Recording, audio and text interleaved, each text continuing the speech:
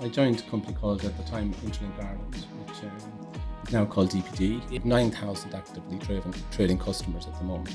Give me a sense of the scale of DPD as an organisation from an Irish context. Last year, we handled 43 million parcels. Now I want to talk about Brexit, if that's okay. Look, I often tell people I try and blank this out of my life. It was a very traumatic experience. It's full on, yeah? It was. Yeah. It really was. Can you tell me about the strategy for renewable and the strategy for sustainability? The president of La Poste is really he's very passionate about this and has committed really substantial amounts of money aside from the budgets to make us the most environmentally conscious delivery business in the world.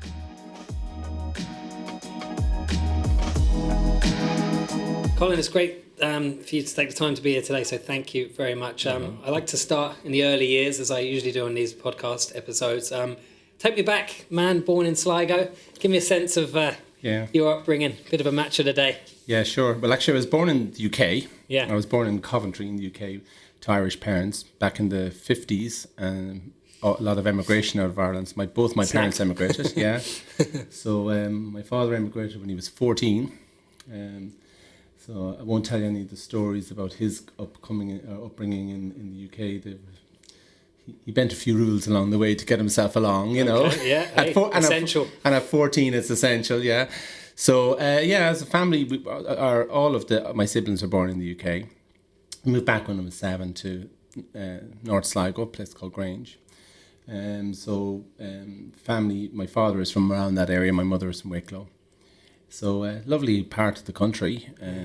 Grew up there, had a great upbringing. Beautiful scenery, real good community, small area.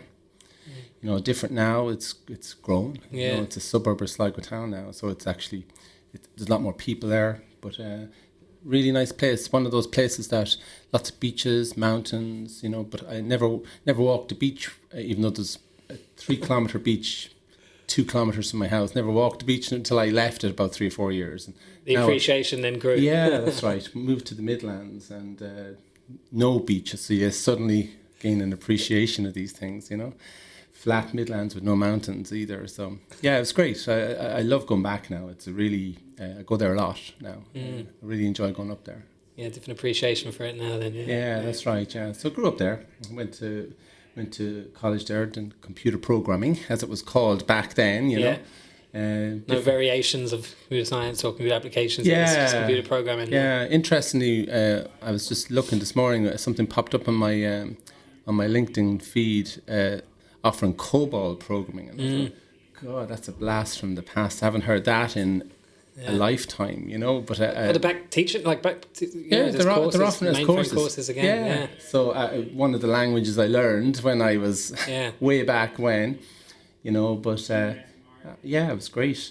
Really enjoyed my time there. Loved programming, I have to say. Probably only stuck at it really, I suppose, for a couple of years. Yeah. But I really loved programming, you know. Loved all things technology back then. There wasn't much of it, you know. We had a school with one computer, an old Apple II. Really telling my age now, but it was really, really great stuff that back then, you know. And it was just a curiosity of it, or did you have that type of mindset that were you good at maths, were you good at science? Was it just came quite naturally to you? Really enjoyed maths, right? Yeah. But I don't know, it was more of a curiosity thing. I loved the technology. I loved making things, do things. You know, the creation part of it was brilliant. I really enjoyed that. So really, really, really enjoyed my course, and then went out working for a few different businesses, different companies as a programmer. Really enjoyed that time. It was in pharmacy, or which sector was it? I started off, my first job was in medical device with a company called Abbott. Yeah. So I worked with Abbott for quite a while. Great company to work for. Really enjoyed that. Abbott in Donegal. And stayed there for a number of months. And I was on a 9-month contract. And finished there on a Friday, started in another medical device company called iMed, as it was called at the time, up in Letterkenny. Yeah. And started working there, 2 medical device companies. But Donegal was a fantastic town, or county. Kenny, was it? Yeah. Yeah. Like everybody in Letterkenny at the time was from outside Letterkenny. Got it, yeah. So there was a fantastic social scene. Yeah. And but when I arrived there, first of all, I really didn't know anybody there except for this one girl. She's a student nurse, so I ended up hanging around with all the student nurses for all my time. So I had a really great time. It was like we just minded me. But had a great time. Took under their wing. Yeah, they Donegal did. hospitality. But look, it's great to even get out of the nest and get out of your comfort zone and be in different parts. Anyway, it's obviously good for one's growth and learning and development. 100%, and nurses. And well, it was just great fun. Had a great time. And didn't stay there too long though, because another job offer came along in Athlone at the time, another medical device company at the time called Mallinckrodt. It's now owned by Medtronic. Oh yeah. So again, worked there for a number of years, and they were the big industries though, weren't they, in Ireland at that time? Like huge. Medical device, and still are. It was before probably some of the big internet type businesses came, and they were the original probably from an FDI perspective, wasn't it? Sure. That was particularly regionally. Yeah, there was great growth and development there, and they still are. They're huge still. People like Abbott and Medtronic, they employ tens of thousands of people in Ireland. That's great. They're really big employers, and they've got a very region. I used to say they've got a regional footprint. The Midwest, West, all the way down to Galway for Abbott, and then Medtronic is Galway all the way across. So, and then there's other large companies as well. But medical device was huge at the time. Still is, and they were investing. Boston Scientific, doesn't it? Another one, yeah. I used to do some work with Boston. One of their subsidiaries called Namic at one stage, when I had my own business, which I can tell you about in a minute. But so did a lot of work with medical device companies. Really enjoyed it. They were all American multinationals, which is a different culture to what I'm used to now, perhaps. But it was good. Really enjoyed it. Lots of investment as well. They were great at that. When I moved to Mallinckrodt, they bought the second or third, what was called AS400, which was a really new piece of technology at the time. All of my background up until that point had been on things called IBM System 30Xs, 36s, 34s, 38s. They were called. They're mid-range. They were called. So then this AS400 came along, which was a huge step forward. So it's a great opportunity for me to kind of get into new technology as it was at the time, But it took that kind of investment from some of the big, there was a different mindset. Well, it was a different commitment, I suppose, and that's why, the US multinationals, you had a different, for sure, maybe a different stretch, different growth opportunity then when you got the chance to obviously work modern tech. Absolutely.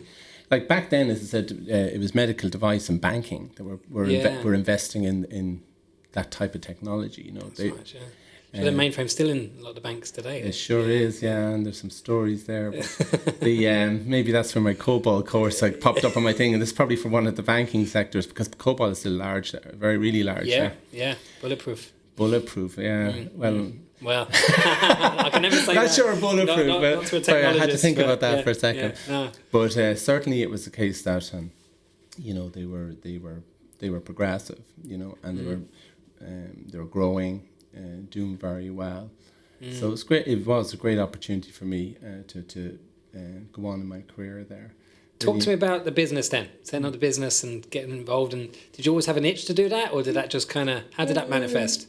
Well, like every idea, it started out as one thing, and within 2 or 3 or 4 months, necessity meant we had to go and do other things. So, because I mentioned AS400 there, because AS400 was such a new thing, really, valuable knowledge to have at the time, I thought I'll go out and I'll start a business doing things on the AS400, and myself and a guy, a finance guy, left Mallinckrodt at the time to set up this business. But this is often the way,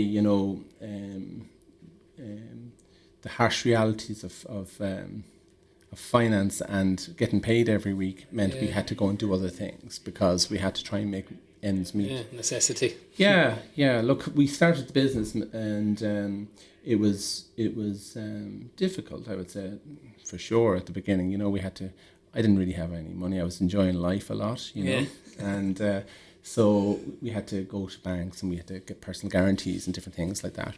So it's true to say at the end of the first year, you know, we were really not going great, you know. But we were in to the point where we had to keep going, you know. So we did. We traded on, and eventually we had a good business going. And so, and there was a few of you, was there? Yeah. Well,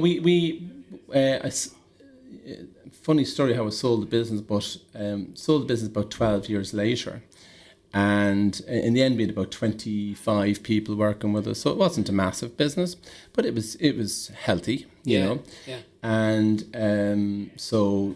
It was going well. We specialised in things like we specialised in accounting systems and finance systems for SMBs, and we had a few other bits and pieces of business going as well. We also had another company running that I did software systems, bespoke software systems. So picked up quite a few nice customers along the years. People like. Irish Country Meats, they were called, which at the time, which is Glanbia, their pig processing plants. I wrote up the software that ran all of their pig processing plants at the time, which in fact I think it's still running there, that software. In Kilkenny. Well, no, they were in Ruski and in Eden Dairy, and they're in somewhere else down in Offaly, I can't remember now. But so they were a good customer of mine, and we also had a good customer, Green Isle Foods. I mean, you were selling as well, like you were doing everything, selling. There were hard times, you know, because like I said, the harsh realities came home to roost. It's not like you're working in a business and you're getting your paycheck every 4 weeks, and you know, you actually had to get up every morning, get in your car and drive and try and find yourself some business. So it really was tough times, and I wasn't a salesman and still not a salesman, but so it was a harsh, you know, learning curve there. But you know, you just have to do it. You know, as I said, there were tough times. You had to go and make you take big pay cuts to go into business.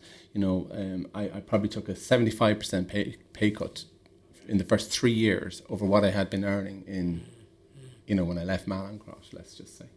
But look, it's just one of those. That's what makes you. It makes what it is, you know. And you know, I was only 20 at the time, or 21 at the time when I started my business. Wow. So you could say it was some naivety maybe, but it was good. Yeah, but sometimes if you don't have that, you don't, you know, may not have backed yourself to give it a lash, right? You know, for sure. Or other things, you know, priorities. Well, just that's the thing. The reality of life, right? Reality of life, mortgages and kids, and you know, had none of those things, right? So therefore, all I had to worry about was myself, really. Yeah. But it was look, it was a great experience. Really, you know, lifelong friends. Some of those customers I talked about, they're still friends of mine. Right. Yeah. You know. Testament then to how you. Yeah, it was good, and they supported us, and so you know, life went on there, and very long hours.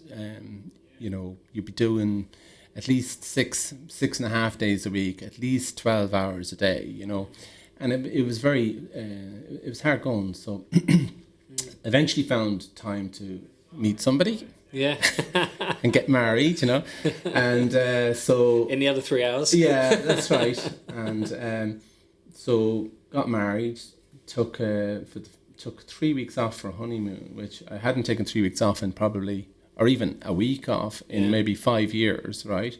So took 3 weeks off, went on a honeymoon, came back and said, "That's it. I'm not doing that anymore," right? And within 3 months... The honeymoon was that bad, was it? It was excellent. I'm just kidding. No, not the honeymoon, it was the business. I'm just kidding. So, yeah, I know.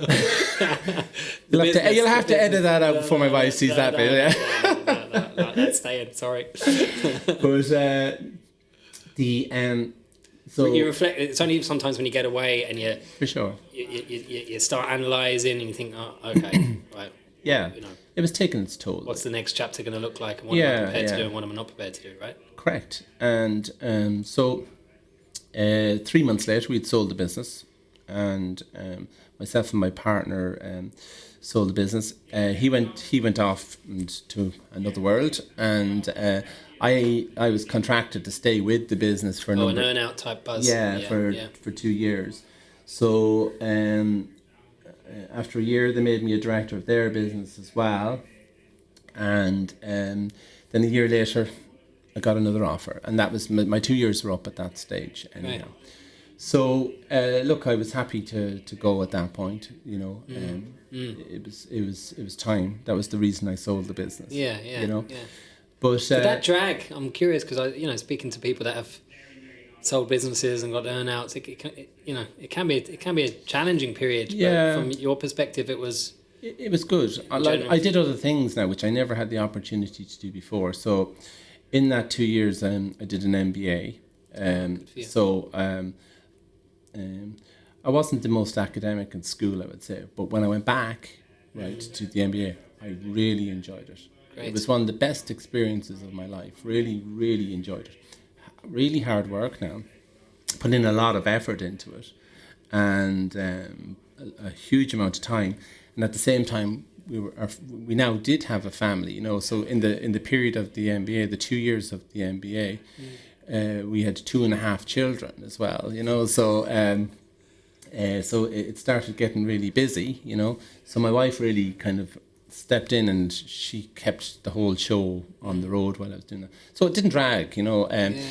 And I had a great relationship with the guys that bought our business, and I eventually came onto the board of their business, or became a director of their business. So it was great. I love hearing that. It's great.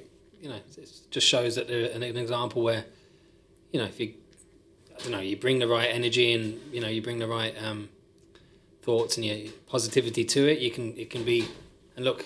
The data speaks for itself in relation to what they obviously think of you and thought of you, and it's kept great. you on the board. So great to hear. And it was good experience too, because the business, we made the business really efficient and really profitable as a result of the buyout, because there was a lot of consolidation we were able to do, a lot of synergies, and it just made it better. So it wasn't a sludge, it wasn't a grudge. It was quite enjoyable. Brilliant. Yeah, and add to that the MBA, and really did enjoy the whole experience. But then something else came along, and I just said, right, now is the time to make a change. So I did that. It was an interesting time of life as well. But again, just a new chapter. Yeah. No, but it sounds like the timing all. It all just lined up quite nicely. Perfectly, yeah. So this next chapter then? Yeah, so I joined a company called, at the time, Interlink Ireland, which is now called DPD. Yeah. So at the time, they were quite a small business, I suppose, really. I think they were probably turning over less than 20 million. And they were really behind the curve when it came to technology. They were a nuts and bolts parcel operator. Now, it wasn't like it is today. There was What year are we talking here now? You're talking 2003, right? Got it. So there wasn't really much e-commerce. Virtually everything at that stage was B2B. Okay, so it was businesses selling to other businesses. Sure. There's very, very little e-commerce going on. So it was a limited market. Wasn't much demand, very little interaction with consumers, so much different proposition to what it is today. So, but look, it was growing, and Interlink was doing really well. It had some competitors in the market who the owners of the business at the time felt were starting to get ahead of them with regard to technology. So they brought in me as IT manager, as I was at the time, because they felt we needed to move forward with the business. So it was really rich pickings, I had a great boss at the time who was really committed to moving forward the technology agenda. It took a couple of years, but after 2 or 3 years, I could really go to him with anything, and it didn't matter. He just had great confidence in what I was doing. So therefore, getting money was never an issue. Getting support, getting commitment, never a problem to bring us off in directions that maybe didn't always make sense to people. He trusted you, and you had a track record, and he found you credible. Clearly, so you earned that. I did, maybe but it was really energizing. Yeah.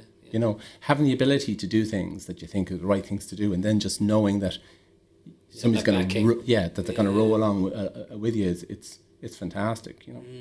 So we did lots of things with the business, and that's the good thing about a business like that, because as the years go by, it's a kind of a barometer of the economy,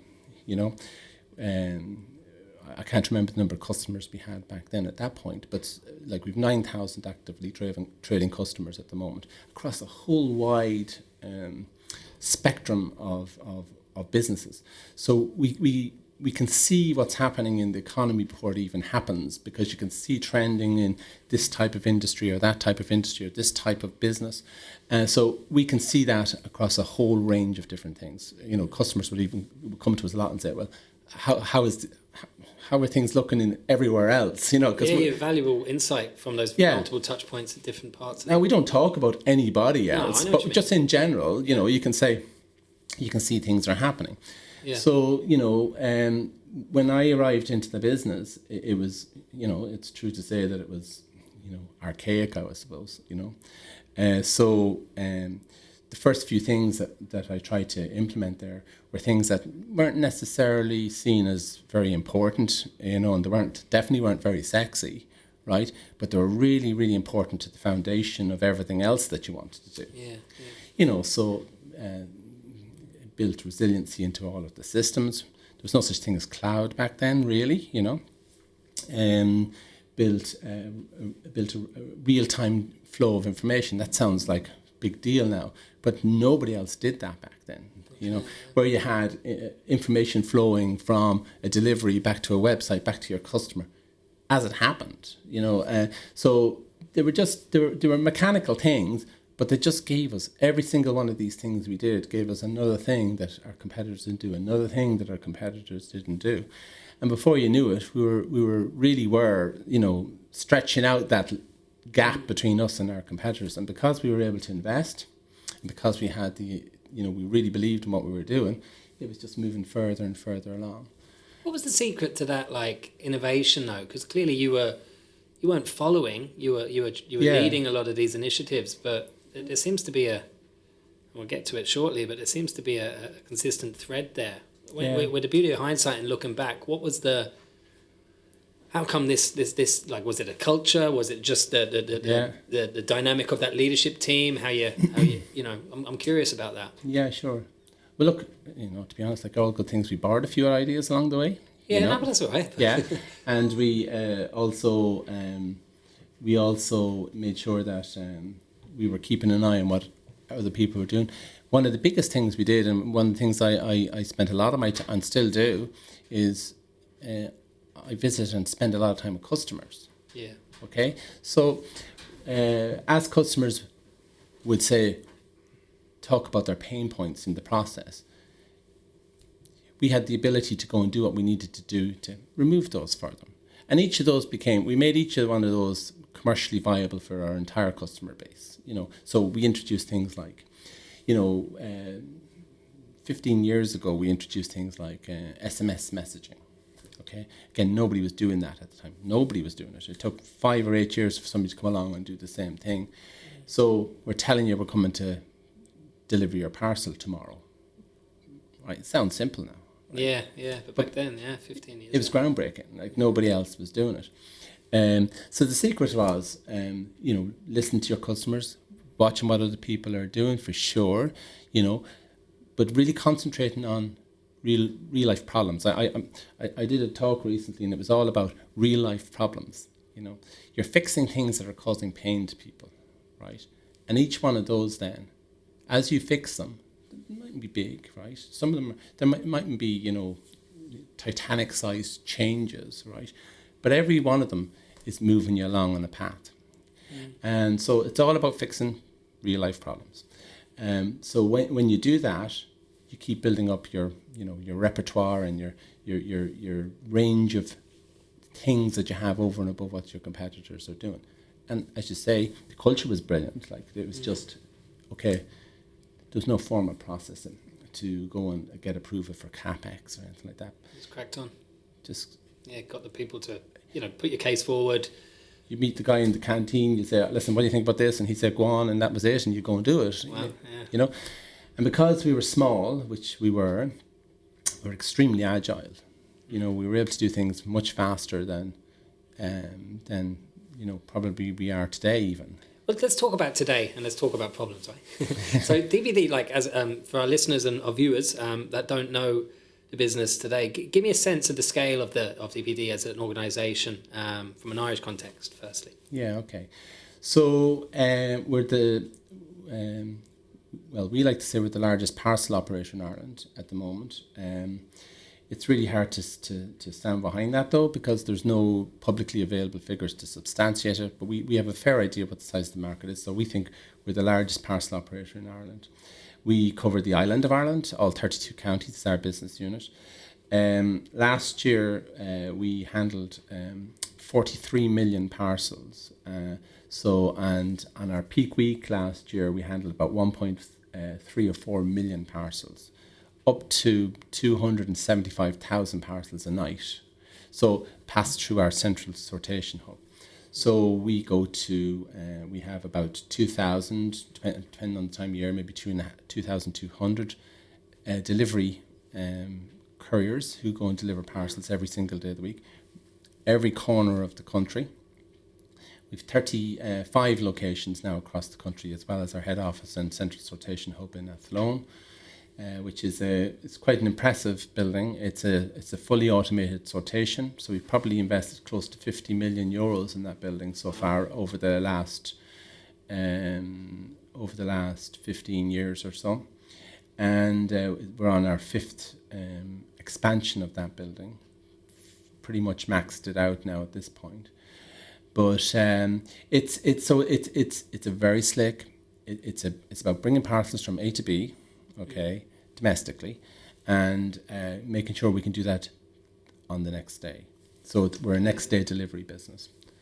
So, but you're in loads of shops as well, right? Like, from a customer perspective, that's the heartbeat, isn't it? Like, making sure that if you're going to be on the island of Ireland, you're accessible then for lots of people if they want to just, So sure. So we've got. Over the years, we've done different. One of those things I was saying to you that we see. So we were very early to see the move from B2B to B2C and e-commerce.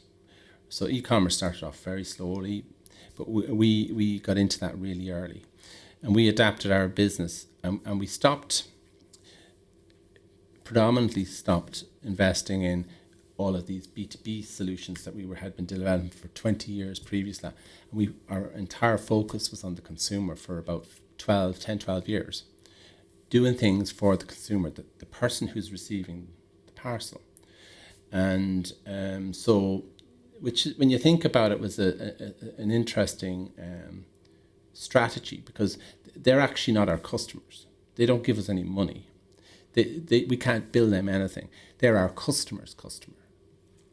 Okay, so we were investing all of our future in looking after our customer's customer, if that makes sense. It does make sense. So it was a different strategy at the time. Again, nobody was doing that, but all of our focus came on them, and that's one of the things that we did as part of that. And you kind of touch on it there as regard to shops. Is we set up a shop network. So we have, several hundred and soon to be close to 1,000 shops across the country where people can go and drop off parcels they want to do returns, or if they want to get deliveries and they're not going to be home, we can drop them in their local shop. So that was one of the things we did. It was all about getting the parcel delivered first time to the consumer, on whatever day they wanted, in whatever way they wanted. Okay, massive strategy change from the previous period where we were going out every day with no deviations. If the label said we're going to ABC Limited on Main Street, then you rock up to that building that had ABC written across the door on Main Street, and you deliver the items. Now it was all different, because now we were going to try and deliver to people. The shift was going, when it was at 99% to 1% B2B versus B2C when I started. Today, the shift has gone now that probably B2C is probably 70% of our business. It's just a massive swing. And they're entirely different. Business models, the way that you actually do that. Rocking up to ABC and on the Main Street, where you know where they are, right? You know their hours of work are 9 to 5 or whatever it is, to not knowing where the person lives and not knowing if they're going to be there, okay? And you've got to actually deliver a parcel to them. You've got to change your whole model. And that's where we became really focused on the consumer. How do we make sure we get the parcel delivered to the consumer first time that they want it, where they want it? Because we didn't need to be going out 5 or 6 times. Yeah, so inefficient, yeah. Inefficient, and we'll probably touch a little bit on sustainability later on. Entirely, unsustainable from a carbon emissions perspective. Yeah. And so all of our focus now turned to that kind of stuff. I want to talk about Brexit, if that's okay. As an industry, I'm really, from a consumer customer perspective and export declarations and that whole, I don't know, I'm not sure, you'll obviously give some insight on this, but I think a lot of us underestimated, the sheer impact of that from getting goods and services from particularly from the UK, and the impact of that. Tell me about the challenges that the organisation faced in relation to those declarations, the whole logistics, the warehousing. Give me a sense of the problems that you faced and how you solved those. Look, I often tell people I try and blank this out of my life. It was a very traumatic experience. But it's full on, yeah. It was. Yeah. It really was. Look, we prepared really well, I thought. We probably had 80 people working on the project locally in Ireland for maybe a year and a half in advance. And the biggest problem we always had was certainty. We really didn't know what was there was no certainty as to what the process was going to be, how we were going to do things, how it was going to impact, what we had to do. And, we went through a whole year and a half of making assumptions. It'll probably be one of these 2 or 3 things that we're going to have to do here, or probably one of, and we went all the way to the end, right to the end, and we still didn't have clarity on some of the items, and we had, I sat on a group. Our business is owned ultimately by La Poste, the French post office. Yeah. So I sat on a group, a pan-European business group, to prepare the GeoPost parcel business for Brexit. And, as complicated as it was even more complicated in Ireland because of Northern Ireland, which in the end it still turns out is still the complication, How do you deal with Northern Ireland? So we had lots of things that we had to try and, make assumptions on. But for us, if you were to think about how it impacts in our business and how we had to really invest all of that time, it's because up until when Brexit happened, the UK was probably accounting for 40 to 45% of our volumes, inbound and outbound out of Ireland. They were our biggest trading partner. So really serious potential impact on our business if it didn't get it right. And as I said as well, our business unit now had a customs border sitting right up the middle of it, potentially, right? So lots of complications. And if you add to that the fact that, as a business, we never had made a single customs declaration because all of our business really was with Europe or with the UK at the time. So we didn't have to do a single declaration. So on the 31st of December, hadn't done a declaration. On the 1st of January of that year, we were the largest customs house in the country overnight, Yeah. And, it's true There's no real simulation of that. None. No matter how. None. And, you know, it's true to say that as prepared as we felt we were, and we were reasonably well prepared, you know, you're not, I was going to say we're not an island, but of course we are. But what I mean is, we're not an island in the business sense. You know, we're all interconnected. Sure. And between all of the you know, the links in the chain, not everybody was prepared as maybe we were. And as a result, January of that year was really horrendous time for us, because we had lots of parcels that were moving, didn't have the right information attached to them, didn't have any information attached to them, had to get stopped. Between everything, it was really a very difficult month. And it really took us the months to get through a lot of the teething problems all across Europe and with the UK. Very, very long hours, worked the entire, our whole team worked the entire month of January with a single day off. And it was just really difficult. However, you know, I have to say at the end of it, one of the benefits of coming so late to the whole customs world was we were able to build something from scratch. We didn't have any legacy things we had to look after. We didn't have to bring anything forward from the past. So we built a system that was able to process tens of thousands of customs declarations every single day. Because every single item coming in or going to the UK now had to have this declaration. So we built a very, very efficient, very quick way of actually making those declarations flow through. That was more, that just what we were doing was more than the revenue had been handling in custom declarations across the entire country up until then. Now, it wasn't just us. Our competitors now had big numbers also. But and that brought problems to all parts of the system. Every part of the system started to creak, and I have to say we had really great cooperation and great help from the trade facilitators, which is Irish Revenue, sure, to help us get through that. It was, you know, it was a really great joint effort, but really difficult times. And you know, we built lots of, again, focusing on the consumer, because we knew they were going to be the ones who would all of a sudden start, you know, why are you asking me for money now every time I'm ordering this parcel, which I've been ordering from that company for years, and now you're looking for €57 off me for something that's costing 20, you know. And so we had to build really nice, neat ways for them to do that, and how to explain how that all, what it was all about. And of course, at the same time, we were challenged because our friends in the fishing community had decided this was an opportunity. So, you know, we had to try and create messaging and create, you know, a relationship with the consumers so that they would know it's us and it's not somebody else trying to scam them out of their... Yeah, so the integrity, the trust, and bringing it back to... Yeah, huge. We had to do a huge amount of work on that. Because it really became rampant at that point. People trying to, you know, extract cash from unsuspecting receivers of items.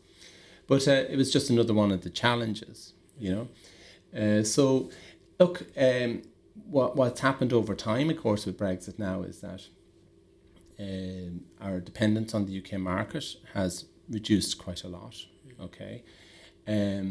While at the same time, European flows have now improved.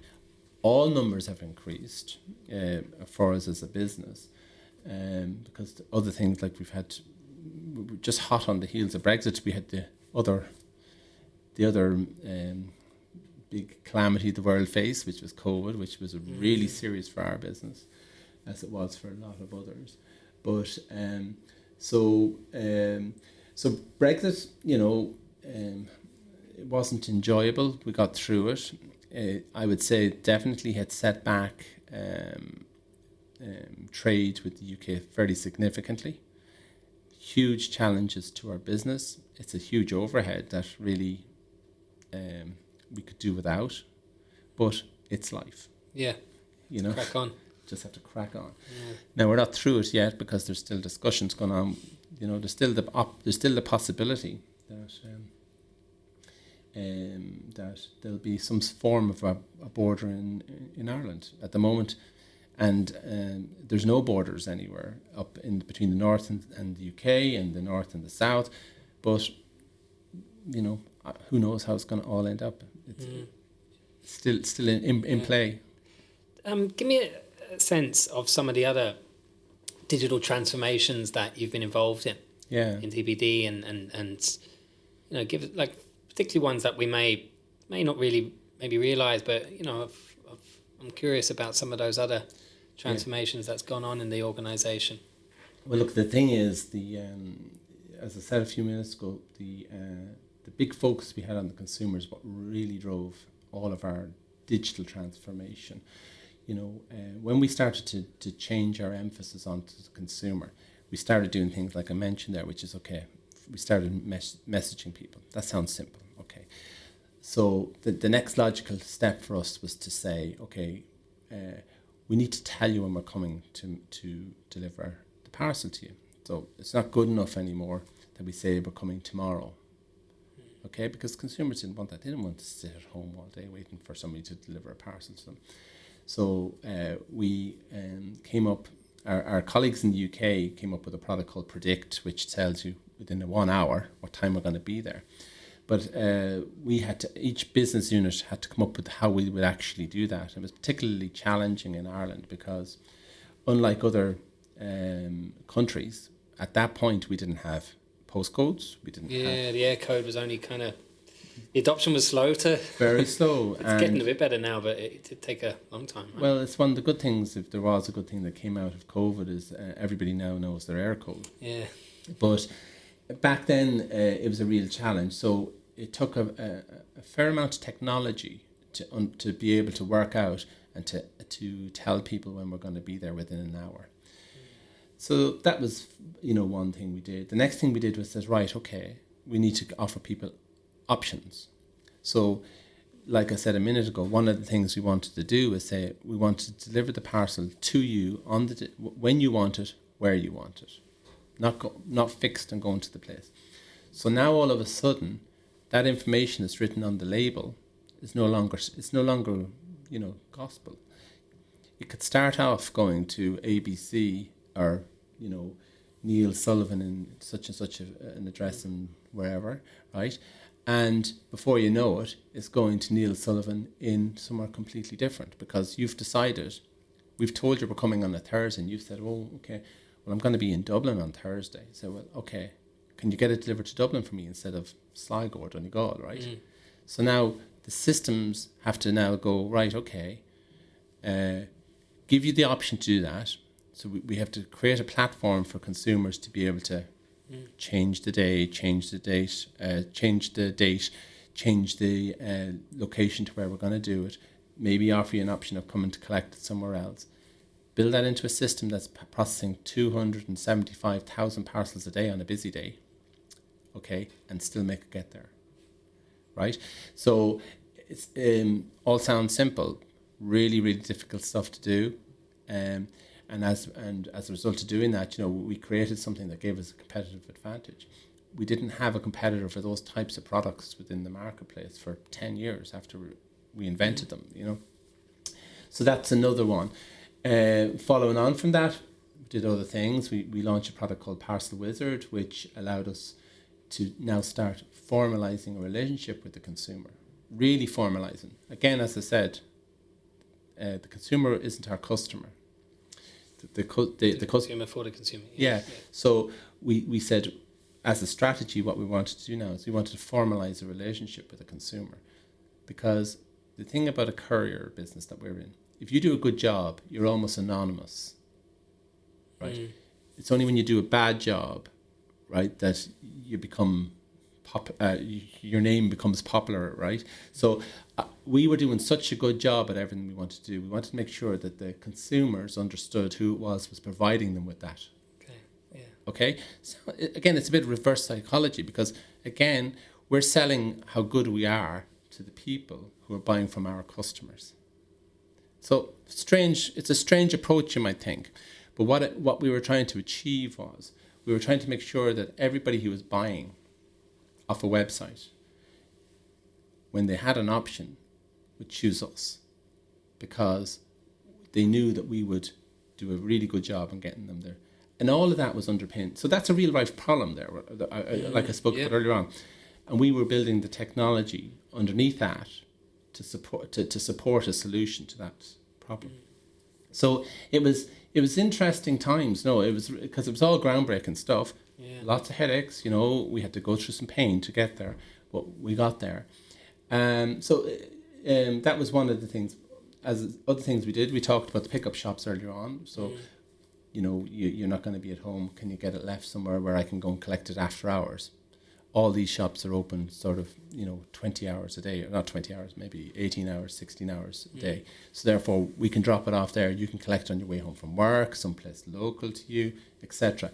It meant that you were getting your parcel when you wanted it. It's the same pattern. Consumer first, really thinking about the pain point. How do we make that?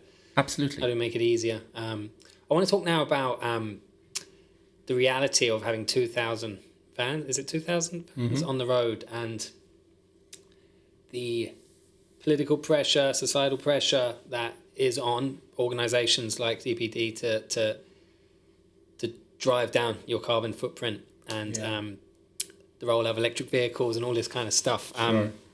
And I want to know what you guys are doing, and I want to get a sense of what we should expect to see, and right. Particularly around where it was, where it's going to go, and then other things that you see are coming on stream to help, drive. Yeah, just be more responsible in relation to our role in this. Sure.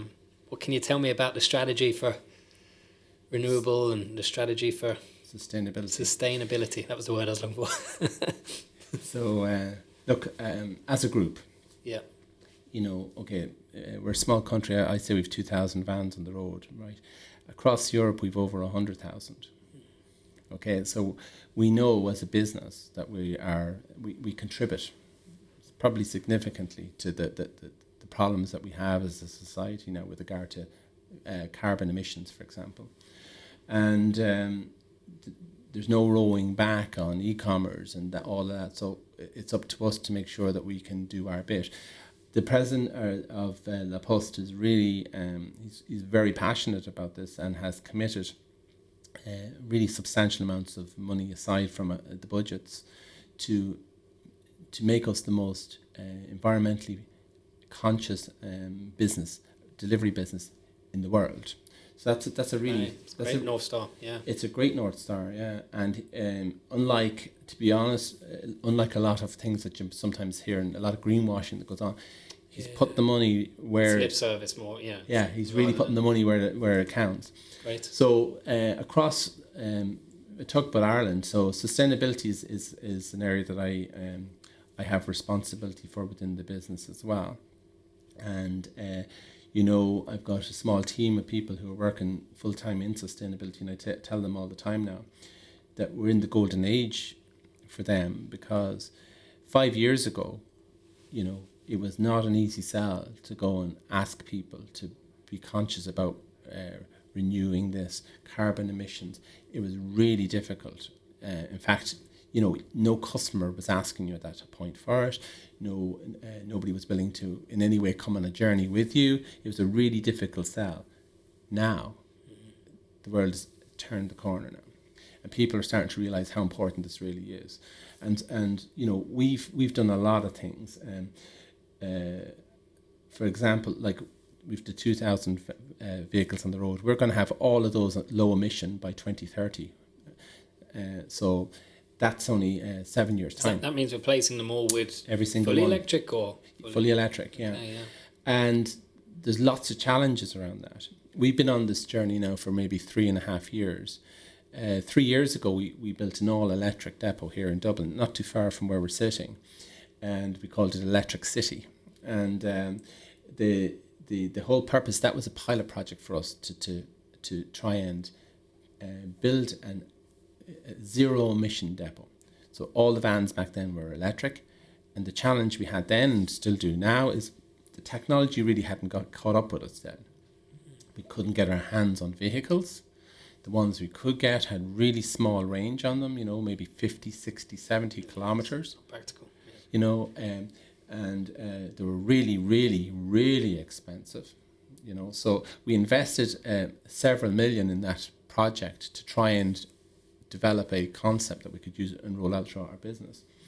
So we now have, as of the end of this year, we'll have probably 250 electric vans on the road. 4 months ago, we gave Ford Ireland their largest ever electric vehicle order. So we're in the middle of rolling that out as we speak. We'll have 400 vehicles by this time next year. And as I said, by 2030, we'll be on low emission across all of those. But one of the biggest challenges after that we face is our line hauls. So these are these big 40-foot trucks. We've got probably guts of 65 of those on the road every day in Ireland only. And, you know, the technology has not came along. There aren't any electric, well, there's one or two prototypes of electric vehicles, and they're really expensive. You know, you could be talking north of €500,000 for each of those trucks. So just recently, we've really pushed hard on a technology called HVO, which is hydrogenated vegetable oil. Oh yeah. Norway, isn't Norway leading the charge? Correct. Yeah. So we're able to put that hydrogenated vegetable oil into most of our fleet, and you get a 90% reduction on CO2 emissions from it. Wow. Now it's quite expensive, but we're making that investment.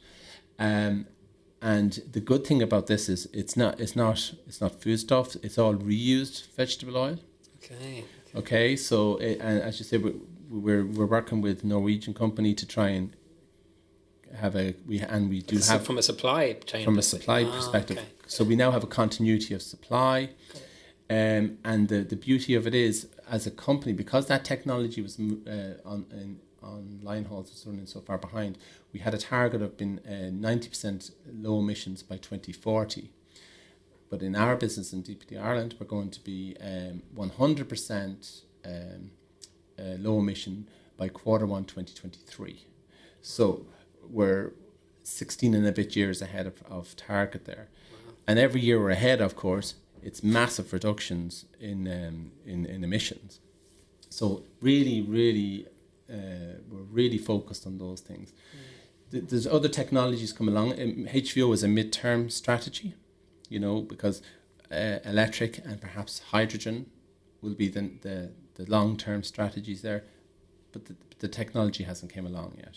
Got it. So I think it'll be probably another 5 to 7 years before we've something that is commercially, really truly commercially available that will fit into that space. But as a reduction, our emissions are going to be really substantial by 2030 now. We're going to be emitting less carbon in 2030 than we were probably 15 years ago. Great right? Stuff, yeah. With the growth in the business from, as I say, back then we were handling maybe, I don't know, we'll say probably 10, let me see now. We were probably about a €15 million company back then. And in by 2030, we'll probably close well over $500 million, right? And we'll be emitting less. So you can just see the relationship there. Yeah, that's brilliant. Yeah, so it is. And look, it's an investment we're making. We're really proud of it. Yeah. It's taken a lot of work. Particularly as you're exceeding, you know, what's expected and by a considerable amount. Yeah. And like, you know, I'm curious on this one. Is there a bit of competition with the group, like, so other locations, like, and as a leader then, do you well, it doesn't, you know, it's part of the fun. You turn that screw a little bit, yeah. Of course. Look, we, within the group... It's positive competition. It is, yeah. Look, within the group, it's true to say we were pioneering the HVO thing, okay? And there wasn't a great belief that it was the thing to do. People would have believed, rightfully so, that the long-term future is in electric and hydrogen. But we took the approach and the opinion that, yes, you're right, but why don't we take the emission reductions now, while we can, between here and there? And that's what we've done. And as a result, several of the other business units are going to adopt the same as what we're doing. So our colleagues in the UK are going to do it. DPD Netherlands. So you're creating the blueprint, which is great, right? Yeah. So they can rinse and repeat in their territory. For sure. And look, we've had that with technology over the years as well. Yeah. Being a small business unit sometimes frees you from some of the things that the larger business units, are constrained by their size. They can't be as agile as we were. So therefore, we were often able to do things that they weren't able to do necessarily, but they could learn from what we did do. It wasn't always translatable to a business of their size. The likes of Germany, DPD Germany is probably 20 times our size. Yeah, it's different size. Different size. Population, etc. Right? But the concepts, are similar. I mentioned Parcel Wizard that we invented 10, 12 years ago. That got adopted in business units after that were, many times our size. Say about competition, I don't hold a grudge now, but our friends in DPD Poland took the product off us, and then they submitted it for the World Post Awards, and they won. So anyhow, we don't hold a grudge. Yeah, no, I'm certainly not buying that one. But hey, fair play. You just didn't PR it. Well. Yeah, that was it at the time. Yeah. What role does solar have? Yeah. I think from an Irish context, because there's lots of. Yeah. Curious to know what your experience with solar is and what role it plays. We're just completing a project on solar at the moment in our main hub in Athlone. So we by the second week in January coming up, we will have the entire roof for building covered in solar panels, and we'll be generating we'll be self-sustainable with regard to electricity, which is great timing considering the price of it, right? Yeah. And the good thing about solar, which wasn't the case now, but we made the choice to go with solar before the energy crisis really kicked in, and all of these the price of electricity and gas started to go through the roof. But the payback now for us, actually, it's not always the case with sustainability projects, but the payback now is actually real and really short. We've invested quite a lot of money, but again, it's because we're going to generate our own all of our own electricity needs now in the head office in Athlone. It's going to make a huge amount of sense to us. But of course, the reason we did it, that's the nice side benefit now for us. But we did it because again of sustainability. That we were actually going to generate. It was such a group stated aim, a group mission that you were able to fund it, and you had the backing. Absolutely, but it was one of the easier ones to do because it actually made financial sense on top of everything else. So from a spreadsheet, from a forecast perspective, it clearly it made not sense always the case. It's not always the case. Like on the line hauls, for example, there isn't actually a financial sense to do what we're doing, but that's not what we're doing it for.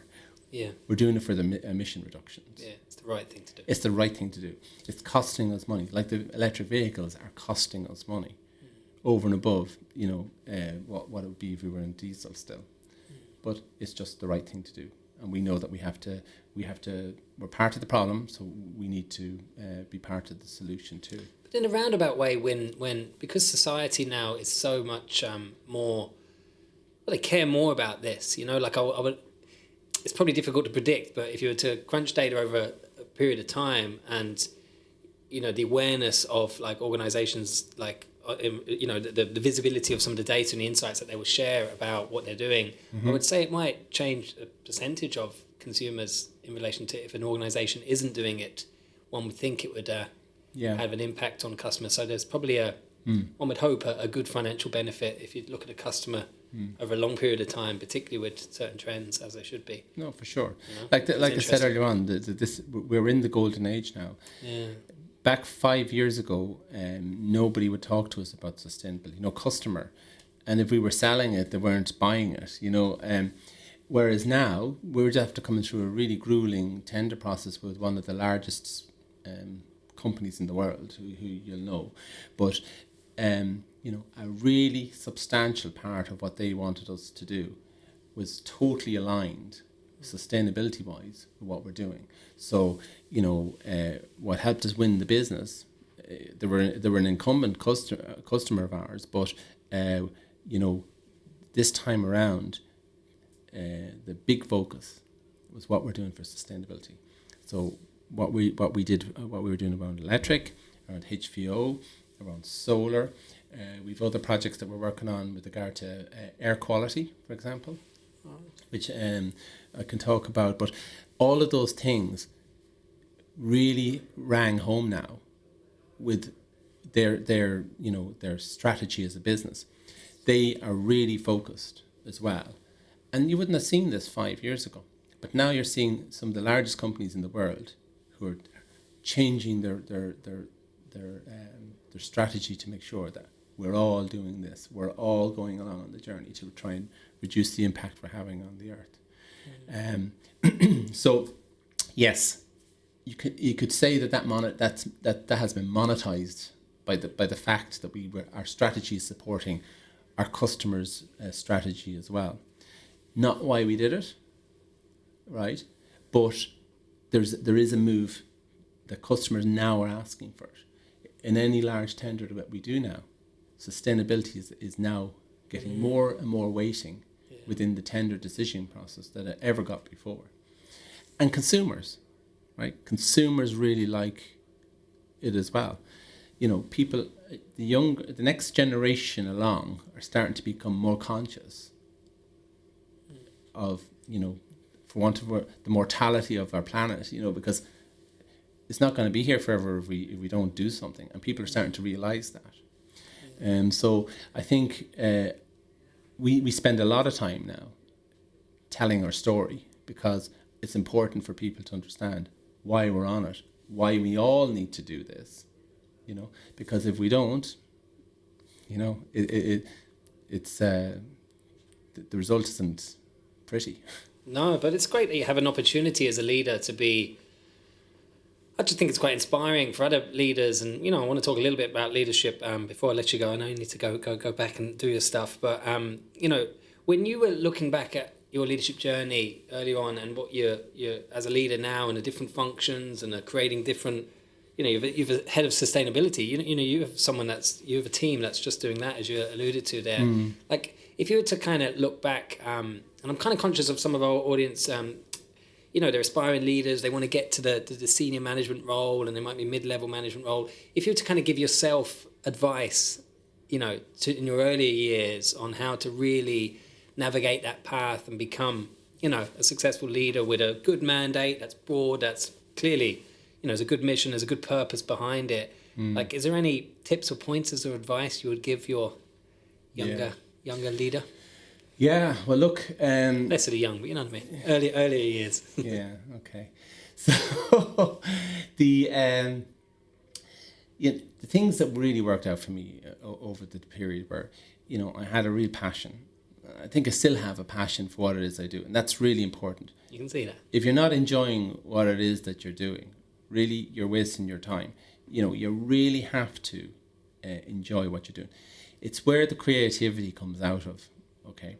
And it's where you can really, it's the focus then, with that passion comes the focus on doing the right thing and getting a really good job done. So for me, that's really important. You've got to really love what you're doing, okay? If you're not enjoying and that doesn't necessarily have to be just the role that you're in. It could be the company that you're working in. Again, I spoke about what it was like when I joined Interlink, and after some period of time, there was the culture was so different to an American multinational. Not that one was better than the other, but for me, and my personality and what I wanted to do, it really just left doors open for me. And because I was passionate about what I wanted to do, I was able to walk through every single one of those doors as they were presented to me, and push forward. Innovation is really interesting, right? Because I've just spoken for the last hour about all the good things that we've done. I could really tell you about another 20 things that didn't go so great. Yeah. Okay? And that's also really important. you've got to take the risks. You know, if you believe it's right, and you don't have to go into science. For me, at least, you don't have to scientifically prove everything before you do it, right? If you believe in it, go for it. Go do it. If you get it right, great. If you get it wrong, you learn. Okay? Now, the culture is really important in an organisation for that. I work in an organisation where you're not penalised for taking a punt on something, and it just doesn't quite make it, right? Okay, we'll put that one down and we'll move on. In some organisations, if that culture doesn't exist, and you get a knockback from a failure, then you're going to stop taking the risks, aren't you? You're going to stop trying to innovate, or you're going to spend so much time analyzing that you're doing the right thing, that you're not going to take the opportunity when it presents itself. So it stifles innovation. It stifles the Absolutely. risk appetite. Yeah. Absolutely. So, culture is really important. Being in the right culture is really, really important. As you said, like my role has changed quite a lot over the years, right? And now I've got a wide team of people who work with me. All of those people are really having the right people around you. Like, it's so important to help you, both from a mentorship perspective. I've great mentors as well, and being a good mentor to people around you, and all help develop a culture where everybody is moving forward together, right? And if you've got the right people with you on the team, it makes the whole movement so much easier. Never, the few things I've mentioned there are all really important. One of the things I always used to talk about as well, about, what I think has helped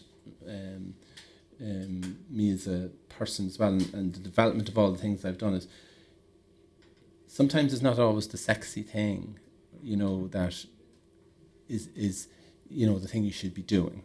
You've got to always make sure that you're focusing on the foundations of everything that you're doing, because you can't build unless you've got sometimes the stuff you don't even see.